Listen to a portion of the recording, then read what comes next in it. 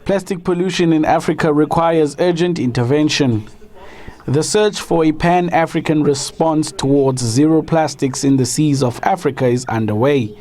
A recent study by the United Nations Environment Programme says almost 80,000 tons of plastic in South Africa end up in our rivers and oceans every year. How do we get Africa from where it is now to where it should be? And the first step is to have national and regional action plans. Those plans, though, need to be well defined in an inclusive way so they can be followed by any government. So there are recommendations that we are making for national and regional action plans, from which the governments will necessarily choose. They've also got to be adapting these plans to the circumstances of the country. So we're providing a decision-making framework. The rate of recycling also remains relatively low in Africa. You know, one of the things that the evidence is showing us is that there's no single solution to deal with the plastic waste problem. We need to look at prevention, reduce, for example, some plastic products that are on the market, but also substitution and, as you rightly say, recycling as well. But unfortunately, in Africa, recycling is still a tiny component of what we're doing. It's estimated that only around 4% of the waste generated in Africa is actually recycled.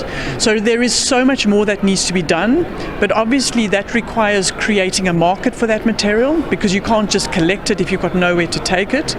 And also recognizing the important role of the current players in our recycling system. So in fact that 4% is very much the result of having a very large active informal waste sector.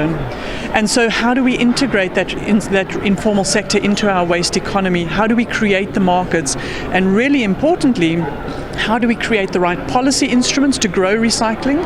And how do we incentivize business? Because there is so much opportunity in waste as resource, in growing recycling. But that requires having the right incentives for business to want to do this. The government says finding innovative strategies to deal with the problem is high on the agenda.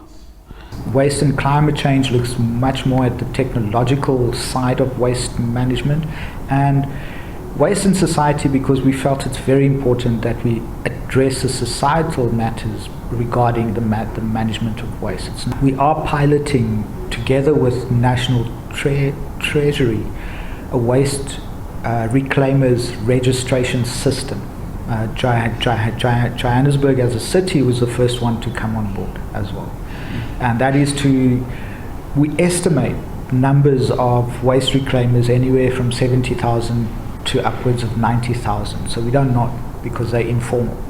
And this is not a way to track them per se. It's more about understanding how many people we have in this workforce. This conference comes in the wake of the UN Environmental Assembly's resolution to develop a legally binding global treaty on plastic waste by 2024. Lwando Nomoi, SABC News, Kabeg.